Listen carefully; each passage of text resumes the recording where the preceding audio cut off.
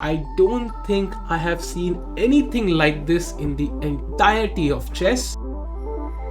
We want to challenge the London player. We want to attack the London player. We want to take the center away from the London player. We want to lose to the London player. Hey guys, it's Sahil and welcome back to another Refuted Gothamchess video, and this time it's a personal. So a little while back, Gothamchess came up with a video against the London system. He recommended a very interesting system which I personally did not know about, and I was very surprised at the consistent engine evaluations which showed that Black was doing perfectly fine even though he was playing in a very suspicious manner.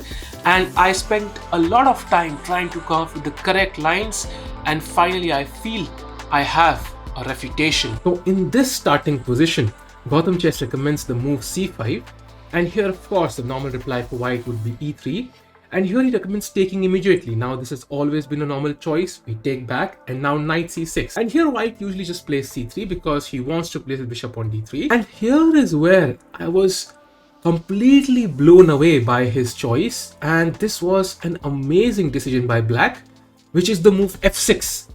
And this looks highly suspicious, but it just works for Black somehow. I spent a lot of time trying to find the correct variations, and even though I did manage to find something, this was a good system for Black. Usually white just plays either bishop d3 or knight f3. Now both of these moves have a problem which Gothamchess really clearly mentioned. If you really want to see the problem with these moves, you can go to his video. I'm going to put the link in the description, but we're going to spend time only looking at the correct variation for white. So the basic idea for Black is, just to quickly explain it, it's e5, and if you play, for example, a move like bishop d3, then e5 fits perfectly for Black because it attacks the bishop. And same is the idea with knight f3. In this case, Black does not go for e5, but he goes for g5. So either way, he has both of these pawns, and he can push either of these pawns based on how white plays this. Eventually I came up with a very interesting move, and that is just bishop g3. This is the prophylactic move. Nimzowitsch would be so proud. The idea is to preempt both these pawn advances, and it's kind of asking Black to show his hand. What does he really want to do here? Here Black has many choices. In actual games, two moves have been played here. Those are bishop f5 and knight h6, but we also to look at other two choices. If Black plays e6, then this does not fit well with the system because he's kind of blocking his bishop. Here you can just play bishop d3, and now he cannot go e5 because he's already spent a tempo with e6, and he cannot even go g5 because there is no knight to attack and there is no bishop to attack. If he goes e5 immediately, now this feels like the logical reply. This time you take on e5. F takes e5, and now bishop to b5, and you see this e5 pawn is hanging. It's not so easy to defend. For example, bishop d6 leads to queen d5, knight e7 drops the e5 pawn. Two moves played in this position are much better, and those are knight h6 and bishop f5. If he plays bishop f5, which looks like the most logical move, we are going to play bishop to e2. We are trying to wait and gain control of the light squares by exchanging these two pieces. So let's go for the most logical moves. For example, e6, and now knight d2, bishop d6, now knight f3, knight e7, now knight to h4, and you can see clearly we are going to gain the bishop for the knight, and this means that we will have total dominance over the light squares with this light square bishop. At some point we can go knight f3 and c4 to open up this diagonal, and I think white is better here in this position. So now we come to the second main move, that is knight to h6, and in this position we decide to play knight f3. Black has two moves.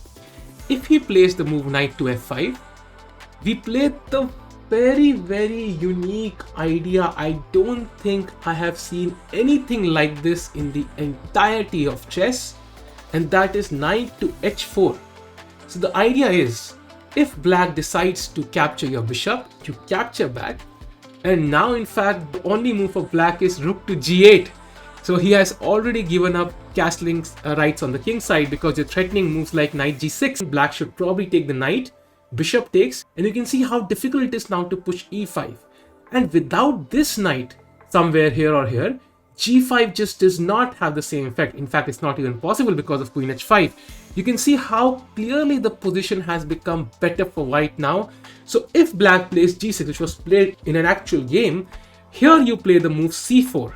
So once Black has simply weakened himself so much and wasted so much time moving these critical pawns on the king side, you immediately play c4, e6, and now knight c3, putting more pressure.